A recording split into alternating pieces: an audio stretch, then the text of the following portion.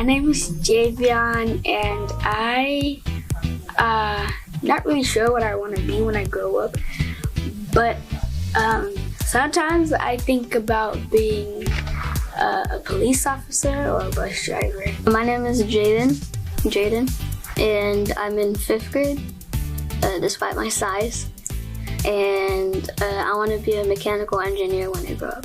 My name is Delina. I'm in 5th grade, and what I want to do when I grow up, I want to either be in the Air Force or be a veterinarian. My name is MK. I'm in 5th grade, and what I want to be when I grow up is a tech engineer. My name is Antonio, and I am in 4th grade, and I want to be a lot of things when I grow up, like a firefighter, a doctor, a cop, a baker, a cook, a lot of things. My name is Leanna. I'm in 5th grade, and I want to be a teacher when I grow up. Courage means when you're scared to do something at first, but then you do it anyway. Like they were standing on top of the balcony, right? And somebody just tells you not to look down, and you just look down anyway. You're like, oh my god. I think courage means like persevering and like very brave. You're nervous about something and you really want to do it, so you do it anyway and pretend like maybe no one's there watching you. Without it, you wouldn't really get far, and none of this would really happen without courage. You have faith that you can do something. When you do something for the first time, you're going to want to do it again. If you're courageous, then you can set your mind to anything and you can do it. But if we're not being courageous, you're sitting in the corner all alone. It's lonely, I guess, kind of. Courage means to do something even when you're nervous. You try to do things to empower you, and then you try to do it even though you're scared.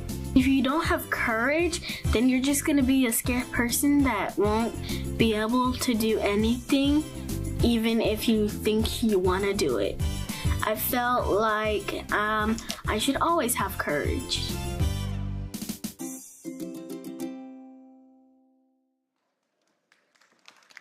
Good afternoon. Scholars and our teachers show courage, and that's what we're here today to celebrate. Welcome to the TAF Varsity Luncheon, and thank you all for being here today to support our students and our teachers.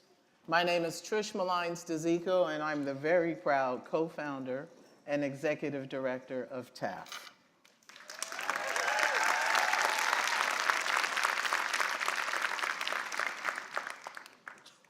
This year, we're going to celebrate the fact that last year, we raised $450,000 in this very room.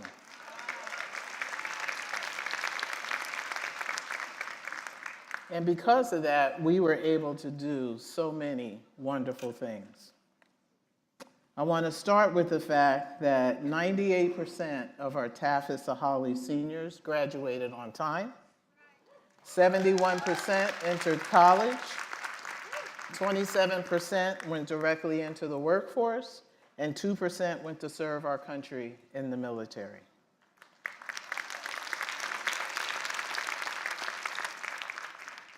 Also, over 240 educators gathered at the Network for EdWork convening to share ways to recruit, retain, and advance educators of color.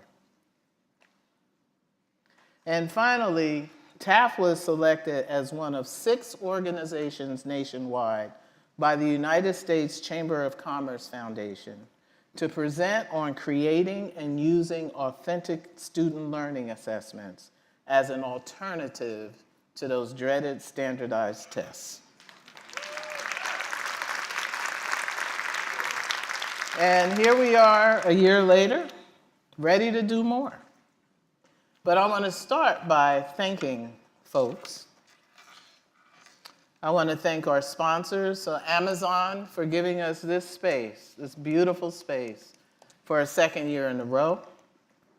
For Alaska, who's been donating those airline tickets. How many of you bought raffle tickets? Yeah? Okay, I want to see more hands go up. You have a little bit more time to buy more. But they also donated 1 million airline miles for our students at TAF at Sahali to go on college visits. And the City of Seattle Department of Education and Early Learning, they're a first-time sponsor, but they are a long, long-time partner. And then now our schools. So y'all are familiar with Federal Way and Tacoma and High. Will y'all raise your hands? Federal Way, Tacoma Highline, yes. But what you may not be familiar with is Moreland School District, because they're in California. We have a California partner, y'all. Also want to thank our university partners, because without them, we would not be able to have teachers of color and leaders of color in our public schools. I want to thank our board, our wonderful board, for keeping us on the straight and narrow, for helping to bring all of you here and making sure that we have all the resources we need to do the things that we know we need to do. Can our board members stand up, please? Yes, thank you. And I want to thank our hundreds of volunteers. I think we have somewhere between 200 and 300 volunteers every year that come out to our schools. They support us here at this luncheon. They support us at our office. There's so much we would not be able to do without them, so thank you. And last, and certainly not least, this little motley crew up here. That's our staff. And every day they come to work for kids. It doesn't matter what their job is, whether they're at the school or they're at our office. They know they are here for kids.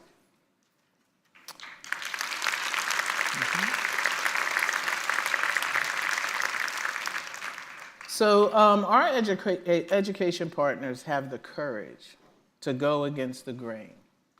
They're going against the grain to create schools that are known for encouraging innovation, for pushing the limits of what is expected, delivering curriculum in a way that is relevant to the real world needs and goals of students. Schools where teachers collaborate as part of their daily practice and learn alongside their students, and where professionals in other fields participate in teaching and learning. Schools where students learn to succeed, not for standards or teacher expectation, not to compete in the workforce and fuel the economy, not for personal gain and prestige, but so they can position themselves to create the world they envision, personally, communally, nationally, and globally. Now, this work is not for the faint of heart. There are a lot of decisions made at the federal and state level that cause systemic challenges and sometimes harm to students and educators. Our education partners have the courage to fight through these challenges by being entrepreneurial and taking academic risks. This stuff is hard. And I'm proud to say that 27 years in, we're still here.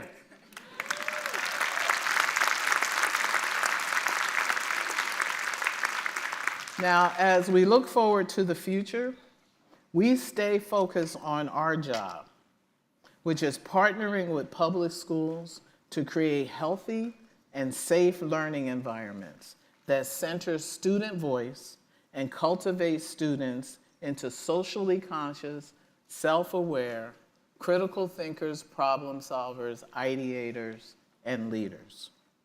And as many of you know, our public schools are facing budget deficits. These will take years to recover from. That means, as a valued partner, TAF needs to step up and expand our budget to ensure that we provide the best service to our students and our teachers. It also means we need to be courageous and look to expand throughout the state so more teachers can hone their skills to deliver a quality education to more students. Over the next 3 years, we'd like to add 240 more teachers of color to Washington State Public Schools. Yeah? And we'll do this with our university partners. And then we want to educate 2,000 additional students by adding 4 schools to our Transform Ed program. And in that spirit, I am excited to announce we are finally heading east of the mountains. Woo! We are on the last leg of bringing our Transform Ed program to Yakima. Yes, it's very exciting. Y'all with me? Y'all with me? Let's be courageous together, and let's transform our public schools. All right, they gave me a little to do last year. I got a lot to do this year, so I must have done all right. But now I'm going to pass it on to our MC. Anthony Cole, come take it away, young man.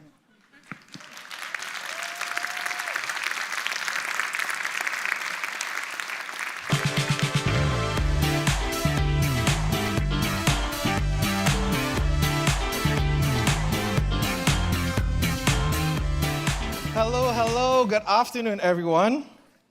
Are you guys excited to be here for the 2024 Technology Access Foundation Varsity Luncheon? Let me hear you say, yeah, yeah! All right, so my name is Anthony Cole. I am a customer success leader for Amazon Entertainment, focusing on underrepresented communities and specifically our customers. And I've also served as president of our Black Employee Network. For the last 6 years, I've been a leader with our Black Employee Network. Shout out to our board members in the house. And I think, what is really compelling about being here is that the mission of TAF really resonates with our mission as well. Our Black Employee Network, our mission is to champion inclusion, diversity, and equity, and to create a support structure for Black employees and our Black community. And we have a couple focus areas, such as networking, community involvement, retention, professional development. And what I really want to lean into is the community involvement aspect. So a very important pillar is our community involvement, as I mentioned. And I'm excited to MC today because of the opportunity that we kind of navigated with our relationship with TAF 4 years ago. So I've been very inspired by TAF's mission, their journey, and the amazing accomplishments of students that they're able to impact. I was able to connect with some lovely folks at TAF, Ty Cunningham, and the development officer for TAF, and also, of course, Trish DeZico, the executive director. This relationship started because our past band president, Angelina Howard, and myself decided that we really wanted to lean into opportunities to create external community impact. Specifically, we wanted to work with local nonprofit organizations focused on empowering students of color within science, technology, math, and engineering, well, STEM. We decided to launch our first Black Employee Network Gala to celebrate these organizations. We put out a survey to our Black Employee Network community and received several recommendations. At the top of that list was TAF, Technology Access Foundation. And they were selected as recipients of our very first Black Employee Network grant. So, we are really happy to be partnered with TAF, especially given their focus on STEM.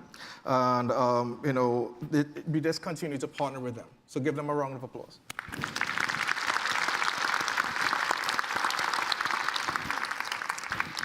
For over 27 years, TAF has been transforming classrooms into spaces filled with curiosity and joy. We know that TAF cannot do this work alone. We need educators with the knowledge, skills, and equitable mindset to nurture our students. Today, I ask that you exercise your courage and support through your donations and advocacy by telling at least 2 people what you heard here today. We all know that transformation is systemic, and we need educators who reflect our students. So I need audience participation right now. I'm going to ask some questions that, if it relates to you, I would need you to stand up if you're able to, okay? So if you are an educator, please stand up. Awesome.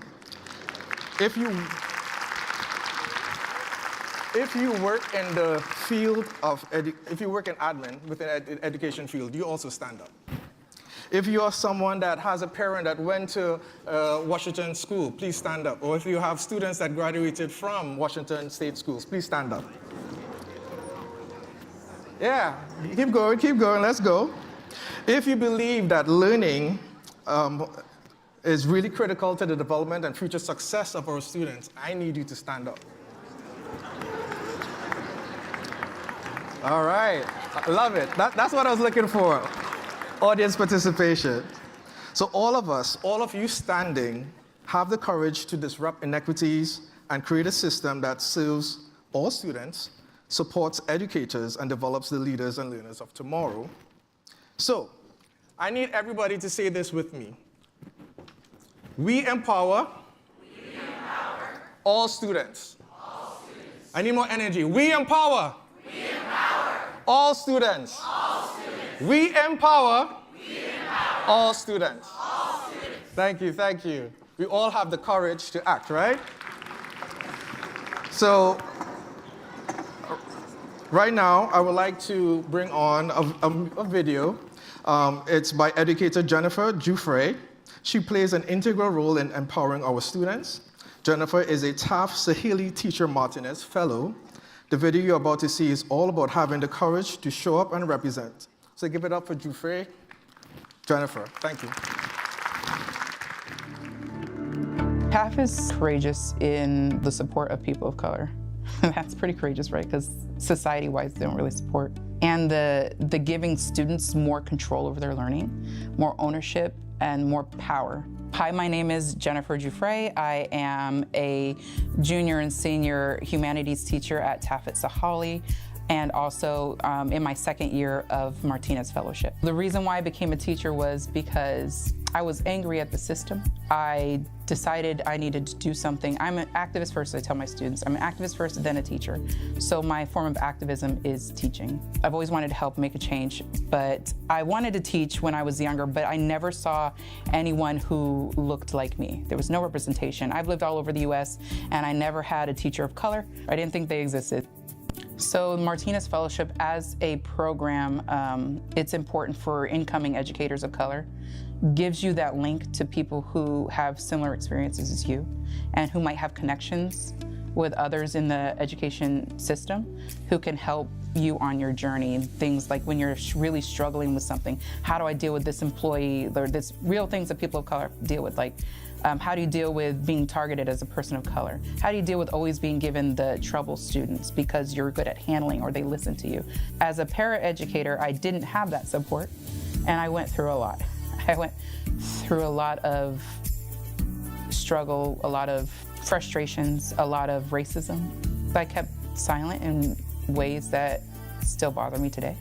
And if I had somebody to support me, like in the Martinez Fellowship, I'm pretty sure I could have handled it in a way that would have made me feel more settled about it.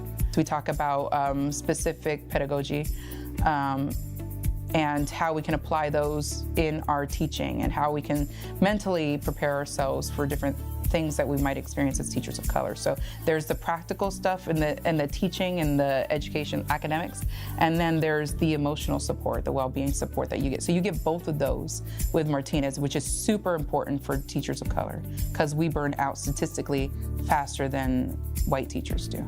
So having those supports means you retain more teachers of color. I think that's why Martinez Fellowship is important and why it should continue to grow and continue to support teachers of colors, because it really is doing necessary work. having people in place who can think outside of that institutional box and bring a different experience to the students. That TAF model it's supposed to be that different experience. So bringing that into something that's institutionalized, we are changing. If we change education to what we hope our society to be, right? Little bit by little bit, a more collective, collaborative, we're working together, we're more united. In the classroom, they can take that knowledge out. But that requires the right people, that requires the right training. It requires a change of mindset for the adults and the children. It's teaching kids to own their own learning. You instruct less and you put them in the driver's seat, and you might be the navigator, but they're the ones driving. Like, here's where we're going, and I'm gonna help you get there, but you're the one driving it. That's how I picture the TAF model when it was explained to me, and how I pictured myself teaching. That's what I think what makes TAF different. The courage part is really just they can be them. Give it up to Jennifer. So quick call to action. There is a raffle that's going on. So if you're interested in purchasing tickets, raise your hand and someone from TAF will come and support you in that purchase. I think essentially what Jennifer just shared was a really powerful story. It really reflects the TAF model, and it's so relevant today. The importance of collaborating with others, which kind of what I said, right? We partnered with the organization, and here we are still continuing to forge that relationship. The impact of TAF expands beyond individual classrooms, providing professional development for educators and leaders, developing lasting partnerships with schools and districts, giving access to a network of schools and institutions that collaborate and share resources among partners who are dedicated to building equitable, innovative, and student-centered learning environments. So this is all about coming together and having the courage to do what is right for kids, to empower them, nurture them, sustain them in their journey into adulthood and their careers. So again, quick reminder, raise your hand if you're interested in participating in the raffle. Someone from TAF will come and engage you. So next, I would like to invite someone else. I'd like all of you to have a round of applause for the next person that's coming on stage, Ms. Sarah Frisbee from First Creek Middle School, one of our newer partners at TAF. Please welcome Sarah Frisbee.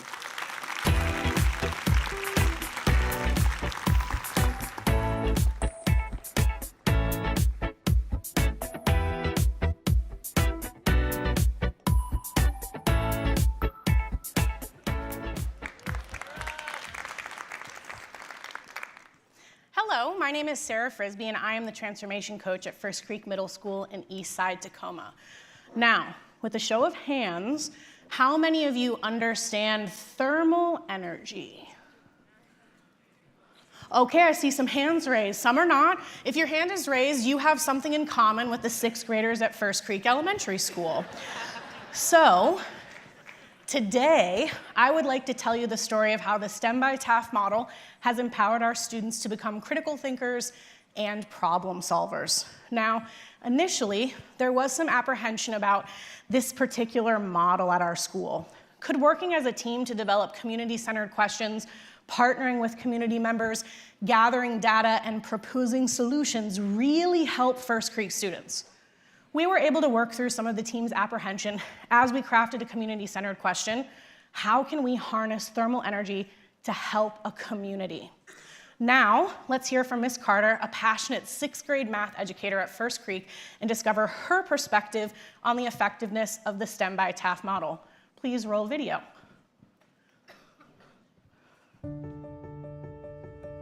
The implementation of TAF was definitely a driving and stick point, like, hey, here's an opportunity for us to all collaborate on something that is meaningful for students. And so it was just an amazing opportunity. Even from the very first meeting where we all met together, it was very evident early on that we were going to be pushing something forward. So then when it came to the end of the semester, when we actually had our students do their presentations and all of that, it was refreshing to know that everything that we thought it should be actually came to fruition. Was it perfect? Absolutely not. But was it going to be? Probably not. But it was just an opportunity to see what it could be, and just watching it unfold there was beauty in it. And so thinking thinking about what it can be next. It's challenging us all to think about learning in a different way, which is the beauty of learning, to see joy in them as they're learning, even though it's like tasking for them, because I'm requiring you to go back and think about your thinking and challenge your own perception of things. They take that knowledge and like, okay, this is actually real world applicable. So I'm thinking about how I impact the greater society by just doing stuff as a 6th grader in math class. Just, you know, for them to be excited about what they're doing is always, that brings joy to your heart. You're like, okay, we're making a difference here, and they're the ones driving it.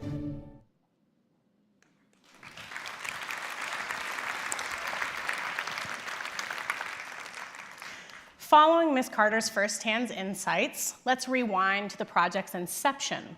A lively fall day when all 196 graders were in the Commons, rocking out to Beyonce's Energy. The excitement in the room was palpable as students engaged with industry experts, explored thermal energy through art, learned about thermal energy through Rube Goldberg machines, and even worked collaboratively to design a prototype. From that point on, the 6th grade students hit the ground running with a STEM challenge. They designed a cup to keep their water as cold as possible for as long as they could.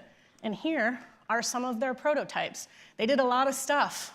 We got clay, we've got tin foil. They really pushed the boundaries of what they could do. Essentially, during this process, students were authentically learning how to harness thermal energy and collect data, an essential STEM skill.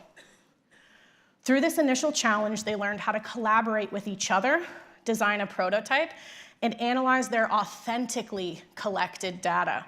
Their critical thinking skills were put to the test when they presented their cold cup challenge results and conclusions to industry experts at Industry Day. All 196 graders regathered in the place where it had all begun and presented their information. Here, they were able to explain how their cup had harnessed thermal energy. Students and teachers alike realized a presentation would require a little bit more practice and a little bit more intentionality to get their message across. As we headed into the final stretch of our project, students put on their problem-solving hats to figure out how to apply their newfound thermal energy to create a prototype that would harness thermal energy to help a specific community. The effect the STEM by TAF model had on students did not go unnoticed. Ms. Flynn, one of our math teachers, informed me that her students were finally noticing that they were using the scientific data to calculate mean, median, mode, and range. In English, Ms. Urish reinforced thermal energy concepts through informational text and guided students through creating a team script for their final exhibition day. Their teaching team collaborated daily to support their students in this endeavor. I'm very proud of them. The STEM by TAF model allowed students to critically think about thermal energy and problem solve to create final products that actually helped a community. It was phenomenal to see 6th graders developing real-life skills and produce a fantastic final exhibition. Products for their communities range from mobile units and refrigerators that would keep the homeless warm and safe and fed, to animal bedding, accessories, and housing. Some of you saw the one that was outside from First Creek today. It filled me with hope to see our students' unique passion shine in this project, and I cannot wait to see how the STEM by TAF model will allow students to solve even larger problems within their communities. Thank you.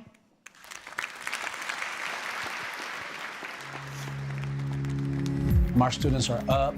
Our students are doing projects, our students are doing presentation, and I think all of those are valuable skills that anybody can have in today's society. My name is Montel Carter. I am principal at First Creek Middle School. This is my first year at First Creek. TAF has kind of brought that stability in which, you know, this project-based learning is new. And so working with Sarah, she's made it easier for our teachers to make that transition. It didn't take long for our staff to warm up to Sarah. Once Sarah was hired, she was all in.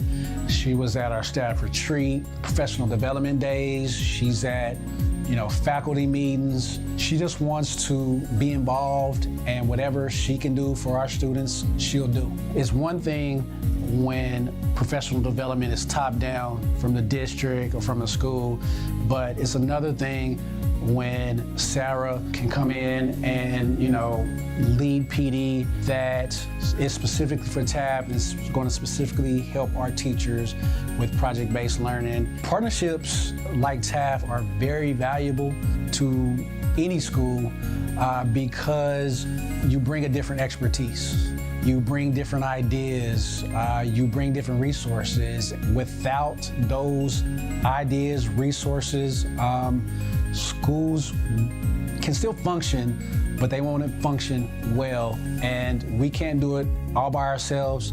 My hope, my wish is that if they want kids to be productive members of society, they won't shortchange us. If we shortchange our students, then we're gonna be shortchanging ourselves in the future. Yes. Give it up for Sarah Frisbee and First Creek Middle School. What an awesome story. So again, friendly reminder to anyone that's interested in purchasing raffle tickets, raise your hand if you haven't had the chance, and someone from the TAF team will come out and help you with that. What did I say earlier? We empower all students. All right, we still remember that. So as we can clearly see, we are not just supporting a cause, right? We're investing in the future, where education is a catalyst of transformation. TAF's remarkable 360-degree approach to education, focusing on STEM, equity, and collaboration, is not just reshaping learning environments, it's building a community where every student, regardless of their background, has the tools to thrive in an increasingly complex world. Through partnerships that span schools, communities, and the corporate world, TAF is a beacon of innovation and inclusion. So what is next? Together, we can expand this impact, reaching more students and supporting more educators of color. The future we envision is one where every child has access to education that reflects who they are, inspiring them to become the leaders of tomorrow. So let's continue to work in collaboration, inspired by TAF's transformative approach to create a future where education is the key to unlocking every student's potential. Your support today helps us move towards that reality. So in this next segment, I am super excited because we get to hear from the students themselves. So please help me in welcoming Dr. Nina Markham for the STEM Expo students.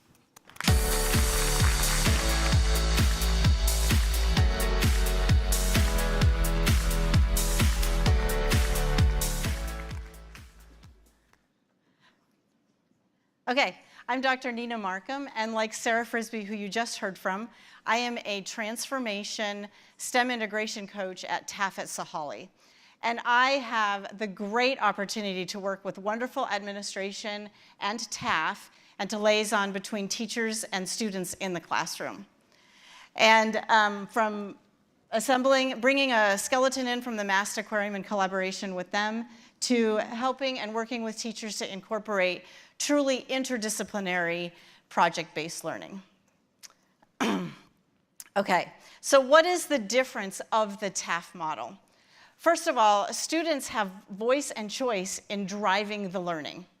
For example, this project started out as, well, that's weird, one of the slides is not there. Okay. This project started out as the students, they're 6th grade students that are supposed to create a mathematically and scientifically accurate adventure story with a superhero.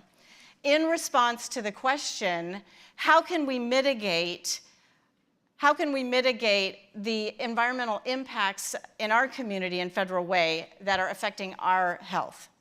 So that's what they were presented with. As they were learning the digestion system and nutrition, they started asking their teacher about superfoods. And suddenly they're like, can our superhero be a superfood? And the teacher's like, yes, yes. And she let them go with it, and they took off. And that day, they created this board with all their superfoods and the health benefits around those superfoods. And not only did they do that, but then they realized these are the things that we should be planting in our community garden. And so that linked with other work that they're doing. It was awesome. And they're just so excited about it, as was the teacher. So not only do students have voice and choice in driving their learning, but they're excited about it. And so are the teachers. Every day I have teachers coming up to me and telling me exciting thing that the kids are discovering on their own.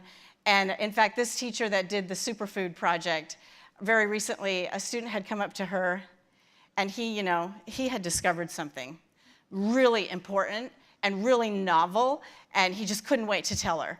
And so he's like, did you know that almost all of the health problems in our community can be solved by changing your diet? And she's like, huh. It was awesome, right? That he just discovered that on his own. Another student in that group has a Polynesian family, is Polynesian, and she chose as her superhero sweetgrass, which is a plant food that her family uses in the healing process. And so immediately, that project became culturally sensitive as well. And it was evidence of how students find their true identities expressed in the learning process. And because of these components in the project-based learning, they have voice and choice, they're excited, and their true identities are being expressed. The energy in the classroom during a project cycle is palpable. And best of all, marginalized students and students who typically don't perform very well in a traditional classroom are thriving. All right. Okay. Our students have recently finished what we call a project learning cycle. And in that project learning cycle, they addressed a community question. They came up with a solution for it. And along the way, they also spoke with industry experts. Every student at the school was able to either hear from or interact with industry experts. For example, there was a team that was doing a water conservation project, and honestly, the project was so out there and so wild. It involved redoing all the plumbing in the school, and that was just not going to happen. And so we brought in Lake Haven Water and Sewage, who they serve our area. And then in interacting with them, the students altered their project and they came up with a really great, sustainable, and realistic project. So having the industry experts in is critical. Okay, that's unfortunate. Okay, at the end of the learning cycle, the students presented their work at the STEM Expo presentation that we had last week, and the 6th graders presented their adventure story. They marketed it. They brought in stickers and bookmarks. It was super cute. The 7th graders put together a museum exhibit. We're going to talk to some of those students in a minute, of an exoplanet system. How many of you even know what an exoplanet system is? Okay, a few. The 8th graders worked with community members to solve problems specifically in a specific community. For example, an 8th grade team was working with Ages Senior Living Center, and they came up with this gear system for clients to work with who aren't interacting with some of the group activities. And the community member who was at their presentation said, I've never seen anything like it. I'm so excited to see this thing come to fruition in our community. It was amazing. And then the high school students delivered a myriad of projects, and you'll get to hear from one of those as well. So I would like to introduce you to a few of our students. I've got some courageous 7th graders here. Come on out. Woohoo! Woohoo! Give it up for the 7th graders. Come on over. All right. So first of all, if the 3 of you could please introduce yourselves and tell us about your project. My name's Eliora Harpin. I'm Ariana Johnson. And I'm Jayla Williams, and we go to TAF at Sahali. Our project mainly was focused on making an exoplanet that is as closest to a utopian society as possible, while also making sure it has some good qualities that Earth has. Thank you. If you could tell us What industry experts did you speak to, and how did they help you on your project? We met with 2 NASA professionals in our STEM Expo prep period, and it was really beneficial as we were coming up with the concept of our atmosphere. They also helped us explain that the sun shines all different colors, but our atmosphere absorbs the majority of them except for blue. That means the sky is blue and our waters are also blue because the water reflects off the sky. We took the same concept and translated it to our planet. We have a red sun. Euphoria's atmosphere absorbs every color except purple.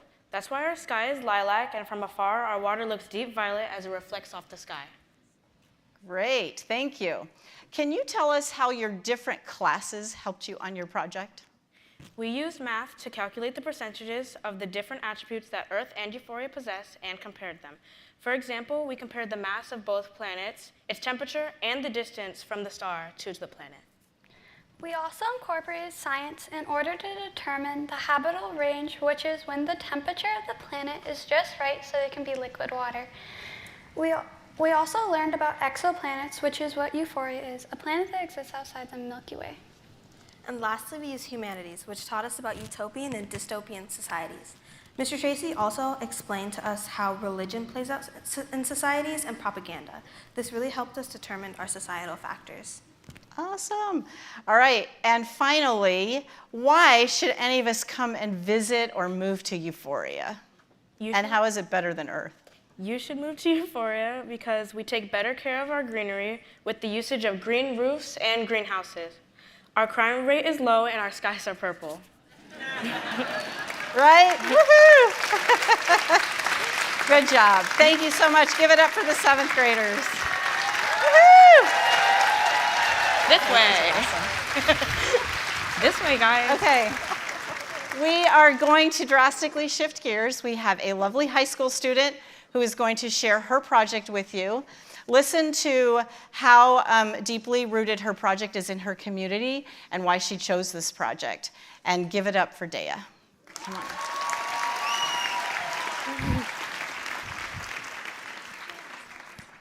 My name is Dea Gabriella Fashaw, and I am a 10th grade student at TAF at Sahali, and I've been at TAF at Sahali since I was in 6th grade.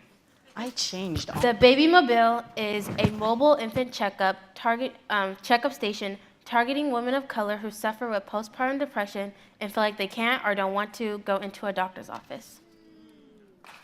Oh. Why I chose this issue is because women of color are several times more likely to suffer with postpartum depression, but are less likely to receive medical attention. In the U.S. alone, 29 to 44% of Black women experience postpartum depression, but only 4% receive medical care that they would need.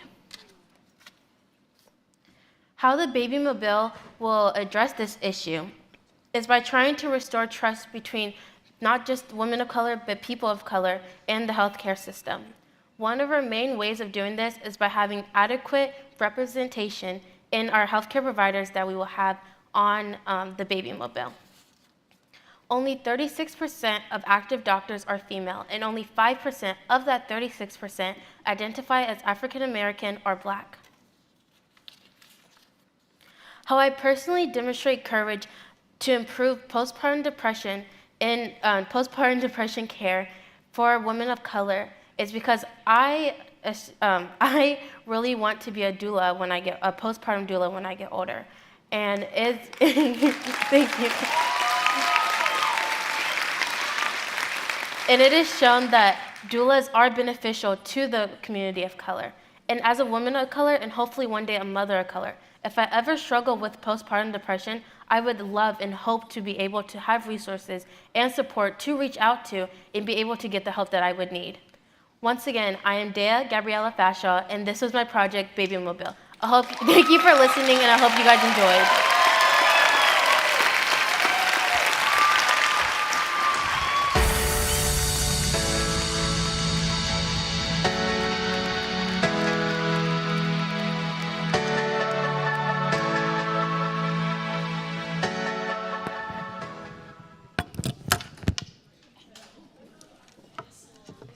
hand for our 7th graders. I'm really looking forward to Purple Skies. I'm Jamila Conley. I'm on the board of TAF, and I'm here to do what we're here for, is to ask you to help us reach our goal of $500,000. Trish already told us that we did 450 last year, so $500,000, what's the extra 50,000? Come on, everybody, you can do this. You've already witnessed the impact that TAF can have on our children and what the future can look like. And the future is very bright for the work that TAF is doing. And really what we're doing here today is asking you to be a part of that change of what it's going to take to continue to progress and build equity into our education system and bring that change to the world broadly, both through providing teachers of color as well as shaping how children think and learn from a project-based perspective. So we're asking you today to please invest in our students. And yes, we're asking you to help us meet that $500,000. You can do this with as little as $20 a month. I'd encourage you to think about $30 a month, obviously more. But when I think about this, I'm asking you to have the courage of what it's going to take to give towards TAF's mission and to keep TAF's mission moving forward. And if you think about this, we're all from Seattle. Who drinks coffee here? Who drinks Starbucks? Who goes to a coffee shop? Oh, come on, raise your hands. Like, I'm not alone that I spend $6, almost $7 for coffee almost every day of the week. That when you think about that $30 a month, what we are really asking is to forego 1 cup of coffee, buying 1 cup of Starbucks a week. I am asking you to have the courage to do that, to trade that cup of coffee for a student's future, to trade that cup of coffee to help develop teachers that reflect our community and the kids that live in this community and who are going to serve our future. And if you give that $30 a month, that 1 cup of coffee, we have a special donor that is matching every $360 or more donation that you do. So you will see on your tables, there are QR codes. I will put this up. You can scan here, you can text. If you're old school, you can write a check. Your table captains have envelopes on your tables. So please really think about being part of the change. I'm asking you to have that courage to make a difference. So I'm just going to thank you in advance for doing at least the $30 a month so that we get that matching donation. For all the F5ers in the room, you better be putting this in Benevity and making sure that F5 is matching us dollar for dollar. You have no excuse. Before we wrap up today, I want to bring Trish and Anthony back on stage so we can do our little raffle and see who our raffle winners are today. Trish, Anthony, please join me. Okay, we don't have the raffle stuff yet. It's coming. Here it comes. Here it comes. Here it comes.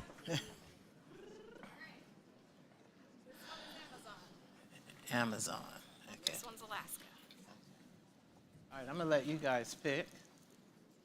Okay, since you work here, you could do the Amazon one. Okay, I got to get it way up because you're kind of tall.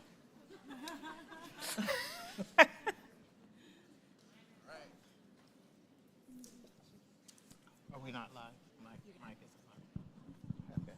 All right, you want to read it in? Okay, the number is 795-783. 795-783. Who's our lucky winner? You must be present to win. Do we have somebody? Do we have somebody? 783. Okay, awesome. And this was at Amazon? Amazon, yep. Now, I'm going to have you pick the airline tickets. Okay, now we're going to pick for the airline. Whew.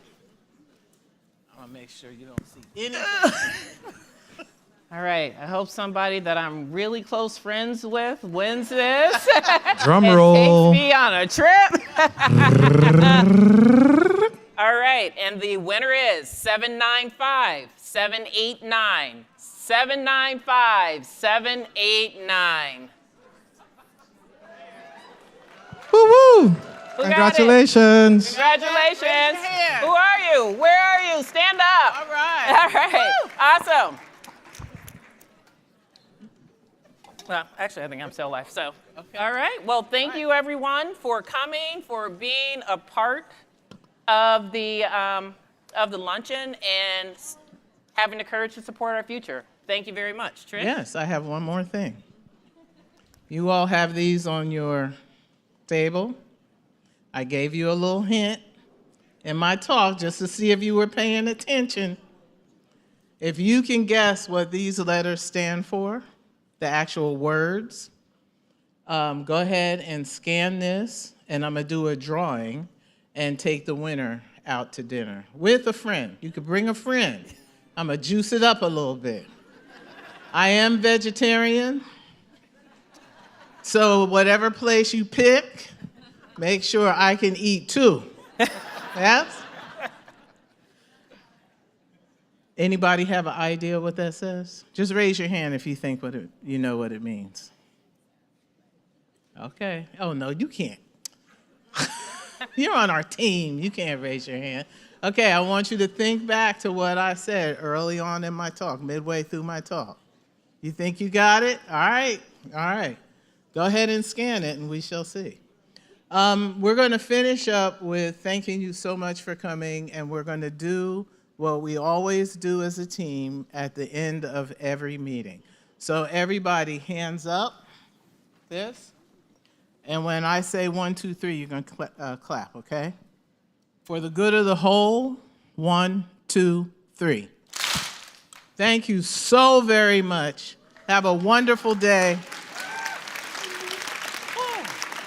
Oh, and tell them to grab a cookie on the way out. Oh, and grab a cookie on the way out, because Lord knows we got a lot of cookies. Sure.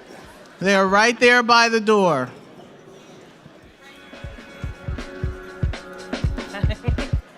Oh, this is good. They're not by the door?